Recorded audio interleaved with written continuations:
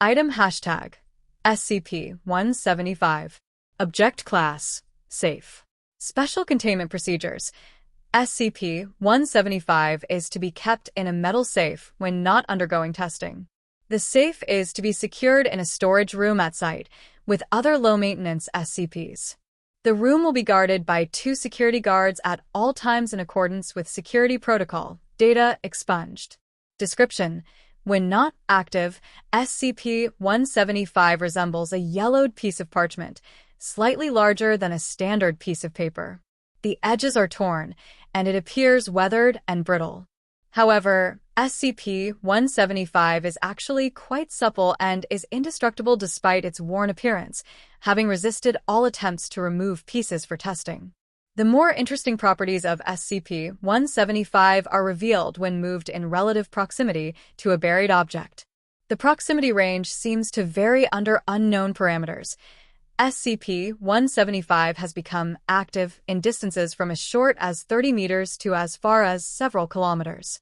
However, on average the distance ranges between 100 and 200 meters. When SCP-175 becomes active, its appearance changes to become either a map, a set of directions to the buried object, or some hybrid thereof. Though the approximate size and shape of SCP-175 remain constant, its appearance may change to resemble various other paper and parchment varieties, and the writing or drawing implement and style vary as well, seemingly based on the mindset of the individual or individuals who buried the object. For a partial list of buried objects and their buriers, see Document 175-08. If the buried object is dug up, or the map is removed from the proximity of the object, SCP-175 reverts back to its normal state. Document hashtag 175-08.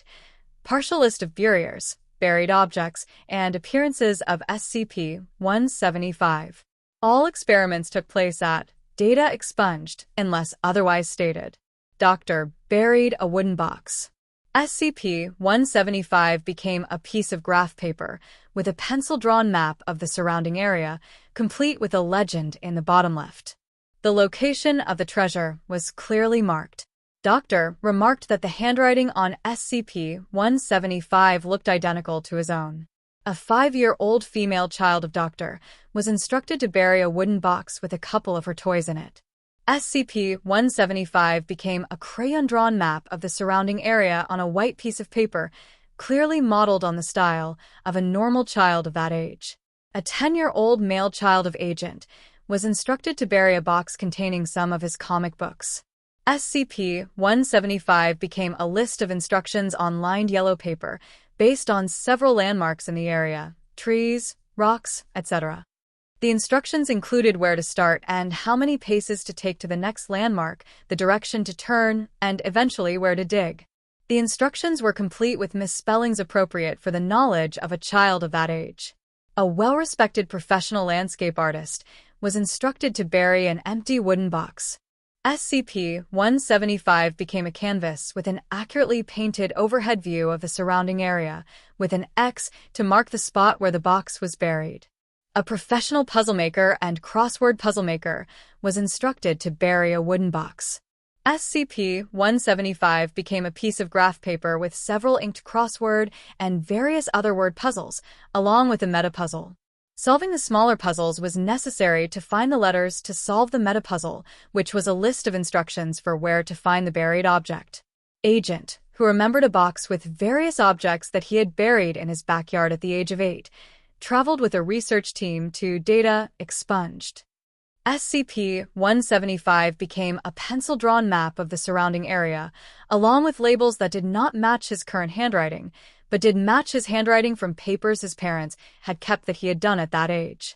Most remarkably, the map included several trees that had been cut down in the years since the box was buried. A D-class personnel, who had been a professional architect before his conviction as a serial killer, was instructed to bury a wooden box. Data expunged. For full details, those with sufficient clearance should see Addendum 175-13. During transport of SCP-175, along with numerous other safe SCPs to Data expunged, One of the guards in the truck reported a high-pitched whine coming from the crate containing SCP-175.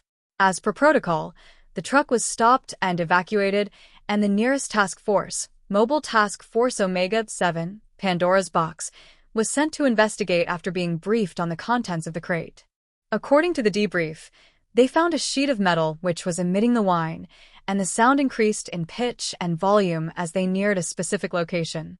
Digging in this area uncovered SCP, at which point the metal sheet reverted to the inactive state of SCP-175. Addendum 175-13. On a D-Class personnel who had been a professional architect prior to his conviction as a serial killer was instructed to bury a wooden box. The intended purpose of this experiment was to see what SCP-175 would look like when buried by an architect.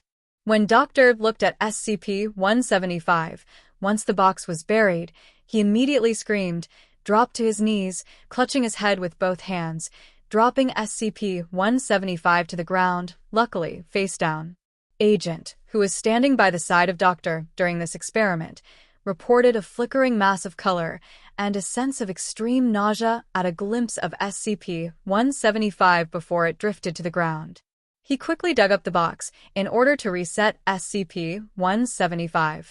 Doctor went into a coma after this incident, and intense psychological screening of the D-Class subject revealed a well-hidden schizophrenia and sociopathy. Since this experiment, strict protocol has been put in place to protect the mental health of researchers.